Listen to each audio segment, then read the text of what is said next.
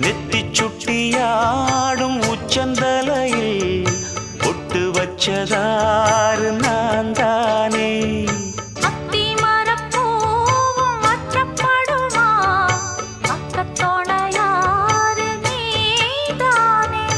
ஆசை பேச்சில் பாதி மூச்சில் லேசாதேகம் சூடேற